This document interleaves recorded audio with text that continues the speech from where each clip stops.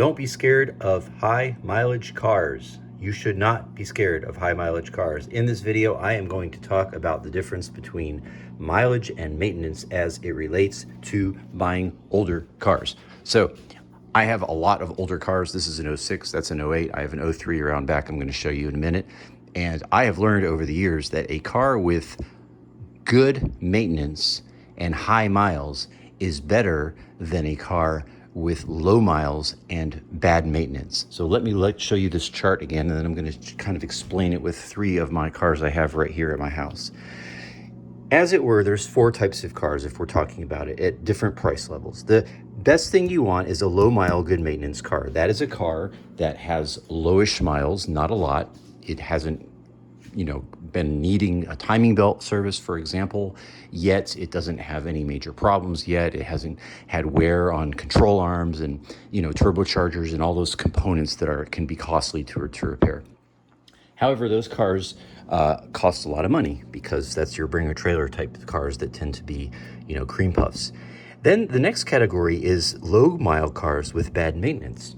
And so, for example, there are a lot of cars, getting this Mini Cooper, for example. This is my 06 Cooper S, and I wanted one of these for years, and I had a cheapo that I bought, fixed and sold, but I was looking for another one.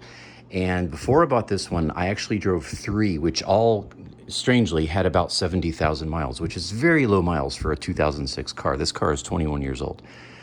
And all three of them drove very poorly because they had not been maintained. Then I found this car, and this car had 115,000 miles, but it only had two owners, and they had taken impeccable care of it.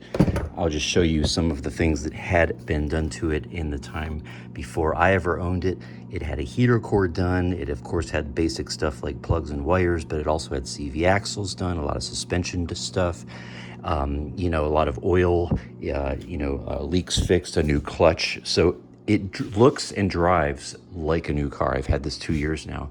And I was a little shocked when I drove those 70,000 mile examples, same car, and then I drove this one with 115,000 miles. That's 45,000 miles more. And this drove so much better. And you'd think a car with high miles would not drive as good, but if that car has good maintenance, that takes us to this next category, high miles and good maintenance. So my argument here is that a high mile, good maintenance car is always better than a low mile, bad maintenance car. And then the fourth category I've got here is cars with high miles and bad maintenance, and you don't want those ones.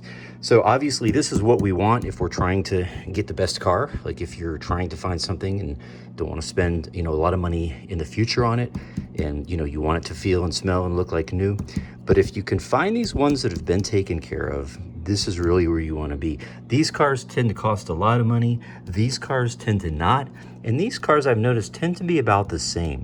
As we're talking about these Mini Cooper S's, the R53 platform, the ones I just described to you were all around the same price point. They were all around the $7,000 to $8,000. All four of the ones I mentioned were about that price. So I ended up buying a car for the same price as one that was advertised with 75,000 miles, but that car was in horrible shape. It didn't look good. It didn't drive good. It had things were broken on it. It squeaked and creaked and rattled, and it just wasn't right. Whereas this drove like a new car.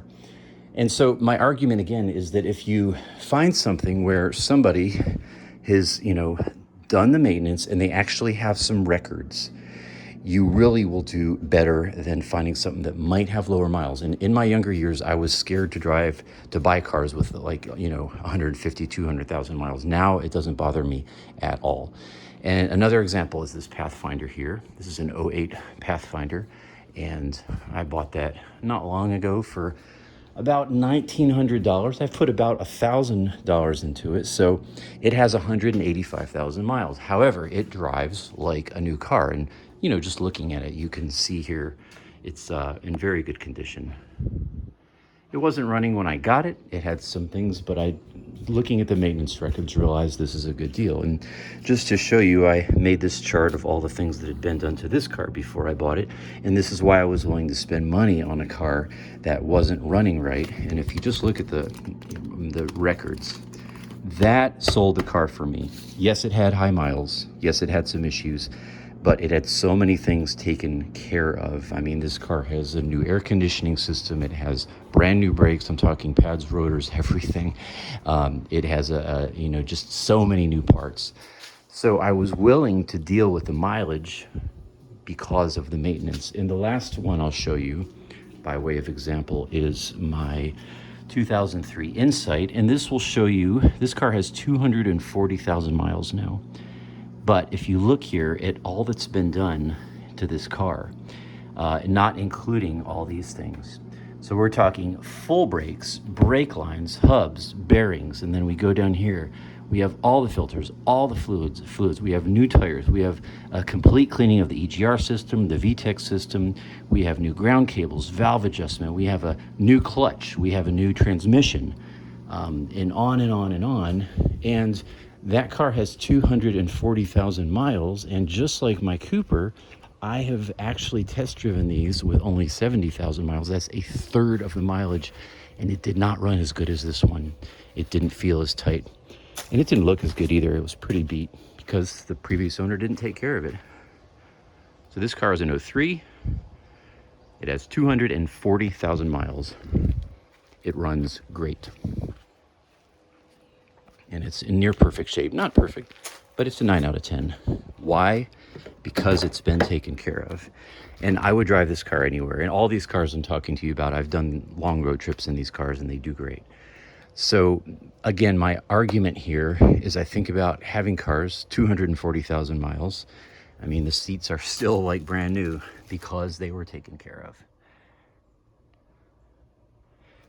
So my argument is that if you're looking and you're thinking what you want has to have low miles, I would say a lot of it is it's not even as much the car as it is who you buy the car from. And I've learned that in, my quest. I've owned all these cars. Check my channel. You'll see a chronicle of all these different things I've owned. And I've learned in that time that half of it is who you buy the car from, because they have put this kind of work into it to make it hopefully this kind of car. Ideally this kind of car, but settle for high miles. If you've got maintenance records, it will do you good. Do not buy a car with low miles if it needs a ton of work. You're just going to spend more and more and more money. And in closing, to just restate, my argument is that if a car has been maintained, it may have high miles, but that's a lot better than no maintenance and low miles. Leave me your thoughts on this. Thanks for watching. Peace. God bless you.